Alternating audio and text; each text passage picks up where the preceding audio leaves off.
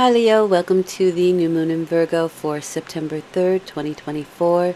New moons bring in new cycles. We have gone direct with Mercury, so new cycles can begin a little bit more supple, I guess. Virgo is a very practical, detail-oriented energy. So any details to getting things started are very possible at this time and probably move quite smoothly. The direction this reading is going in is number 4, Spirit, Angels of the Four Directions. But since it's upright, you get 2 of those directions, which would be Uriel and Raphael. And this would be energy from the north, Uriel. So this is a source of valuable inspiration, especially if you're beginning something new, right? You can be inspired. So if you're working on a creative project or you just put some new ideas on old situations or issues, the direction of the north can really help you. This is universal energy and Akashic information. So you can leave any confusion behind you and have some insights that you may need to get these new ideas or creative projects going. Uriel is called the fire of God. And the second messenger is Raphael, and that is the Eastern energy, right? New beginnings, the East, is where the sun rises. This is good in support of matters of love and healing and children and relationships. So any situations that need resolution where your love relationships are concerned on any level can bring some physical healing also. It's a powerful energy that kind of offers you the opportunity to open your heart and seek some miracles. Nice. Okay. So you're working with 2 or 4 of the 2 of the 4 directions. Obviously, I'm not in the usual place, so I'm just working with what I have here. So do bear with me. The first set of cards, rather, is where you find yourself at the time of the new moon, or if you are actively, consciously beginning something new. You'll find that information here with these first 2 cards. Wow, that's a great card to have. Second set of cards, you and how you are reacting, what you're thinking, what you're feeling, what you're doing in regards to this situation. Wow. Nice, Leo. The last set of cards is probable outcome. Probable because, as you know, some things we can change when we are forewarned, right? Some things we are meant to experience. And always for our betterment, always for our growth, though it may not always seem like it at the time. Nice. Okay. Let's see. Oopsies. All right, the Chariot and the 8 of Cups. 8 has been a very prominent number in these first 4, now 5 readings. The Chariot card is associated with the sign Cancer.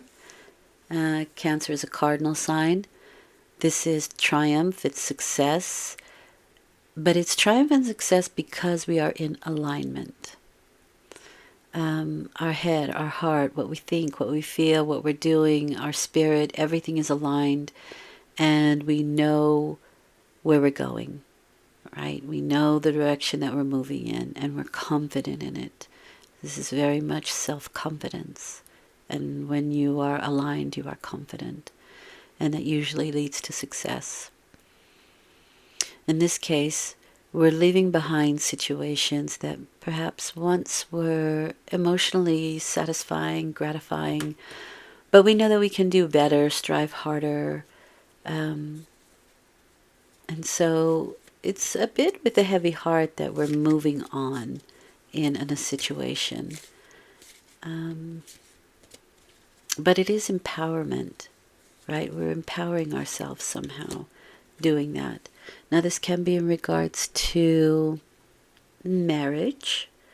It can be in regards to organizations, traditions, values, traditional values, religion. That's the Hierophant. We may be giving a no answer, or we may be receiving a no answer. And this no answer doesn't have to be a negative thing. Maybe it's a good thing, because it does bring us in alignment, right? The Hierophant is my no card, but it is sort of asking permission. Because it's so traditional, you may have to sign papers, wait in line at the DMV.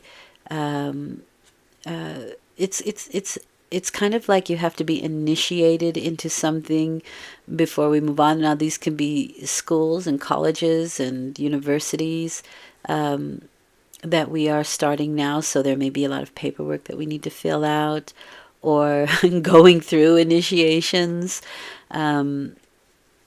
But the Hierophant gives us partial information. You don't get the full on open-handed information. You get partial here. But like I said, this can be asking permission. I do feel like you're dealing with organizations here, but for some it can also be religion, especially since we're dealing with the angels of the four directions here.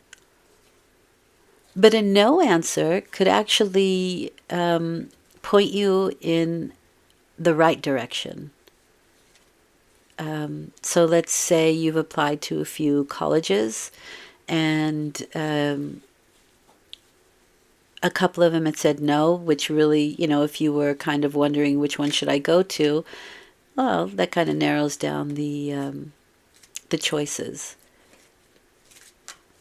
But this can also be really, in a way, starting school or our education.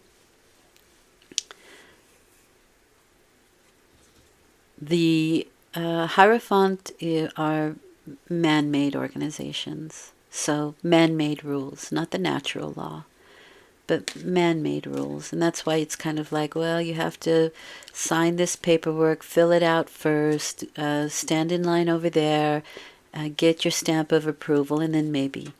It's that kind of energy.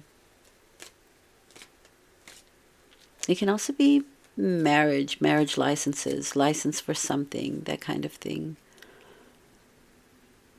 But we are setting down some good, strong foundations here. Now, you are the Empress, and that is associated with Venus. This is associated with Taurus, by the way. And Venus, the Empress, is sort of being catered to, which is really nice. It is motherhood, pregnancy, giving birth. This can even be hospitals, right? And you did have the East, which is new beginnings. So it's very possible that somebody is pregnant, and maybe you have to do a lot of doctor visits on a very practical level here, we're talking. But you do have, so far, 3 major arcana, so there's a lot also going on an internal level. But 5, the energy of 5, which is the Hierophant, can bring change. It's a bit of a rocky road, though. And I definitely see that with that Eight of Cups. We're moving on from something that used to be enjoyable. And now we kind of have to fall in line with this Hierophant energy.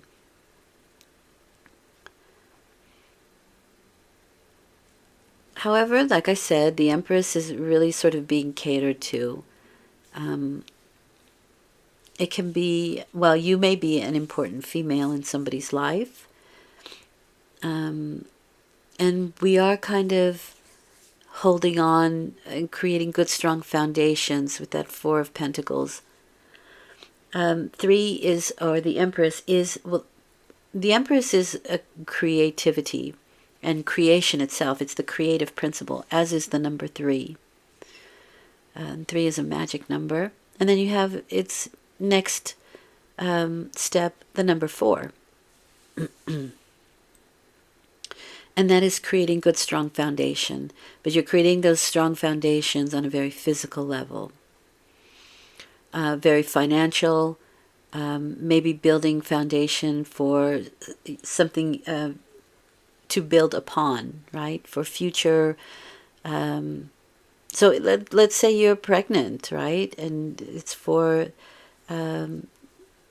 future growth, for the growth of a nation, for the growth of the world, for, because a lot of women are not having children these days, and the population can decrease, and we're part of the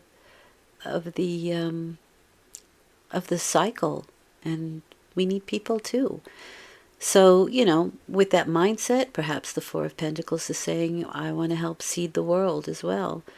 But it can also be holding on tightly to something, holding back, and possibly because you're in an awkward situation, because it is the Miser card as well.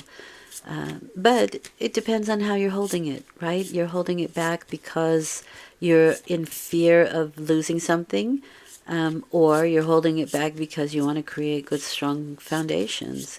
Mindset, your perspective is everything here. But you are the Empress. Yeah, stability, that's what we're looking for. You are the Queen of Pentacles, and the Queen of Pentacles is looking for stability of some sort. This is associated with Aquarius for me. Now, this can be because nurturing, right, with the Empress card, it can be making sure you're eating healthy to have a good physical foundation for the things that you will be engaging in, right? The new schools, new direction, feeling aligned physically, mentally, emotionally, spiritually. She's looking for stability in the material things, so finances, health, it can be property, it can be nature, it can be family oriented, but it is very practical, very much the things of the earth. And the interesting thing about the Queen of Pentacles is she usually gets what she wants, as does the Empress. The outcome is the Two of Swords and the Ace of Wands. So we are making decisions now to start something new, for this new passion, this new enthusiasm that we have, this new motivation, this new spark. And this is my autumn timing card. So it can be things that are happening now in the autumn that really get going. But that Two of Swords is the moon in Libra, and that is like a scissor that cuts something off. We need to make a decision here. And all faculties have to be involved. It cannot just be mental faculties. It has to be mental and emotional that need to work in tandem to make this a proper decision. Libra often has difficulty in making decision because they can see both sides of a situation equally, right? That's what Libra is. It's the scales of justice. And so you may not be able to see your way clear here or feel your way through the situation, and that's why you need both faculties in order to make this decision. But the Two of Swords says no matter what you decide, you'll have challenges and rewards, so just make a decision. And I do say that you will, and this may be in regards to a Page of Wands, which is my Sagittarius card. Fire signs are coming up all over the place with these first set of readings. This is associated with Sagittarius. This is my student card, so I am thinking that there's a lot going on here where schools are concerned. And so maybe it's a child of yours that's going to school, or you are starting school, university, college. Page of Wands is my student card, but you can also be a student of life. And, you may even be deciding, some of you, if you want to change your major once you get started and you start exploring. And I do believe that there is a period where you can go to your courses, go to your classes, and then decide if that is really the direction that you want to go in. And so that's very possible here. The Page of Wands is a very philosophical card, and it's very expansive. Their motto is, even when I'm wrong, I'm right.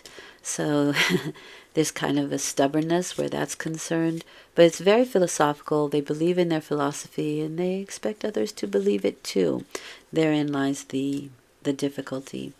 But I do feel like there's going to be some instruction taken, and very possibly then either we receive a new passion for something else, and it can be something very creative, actually, but we want to find that stability in that creative process, where these cards are concerned, because money is a concern here. Like, will I be able to make money with that? So whether that's school or an organization or that sort of thing, we are definitely considering the practicalities of what our passions can bring us. So let's see what Spirit has to offer. Now, I know everybody's not going into university or college, but apply it to your situation. That was just an example, but I do feel that is for somebody. Closeness. The universe is very close to you. This is a unicorn deck, and so they always say unicorn. For me, it's universe or your spirit, your higher self, or even your guides. But anyway, a closeness means that you're not alone in this situation. And even though you may feel it sometimes, you do have help and support around you. Thank you for listening. And don't forget, you have the angels of the four directions. So even the four directions, which are forces, they're forces. And the force is with you. Okay? Yeah.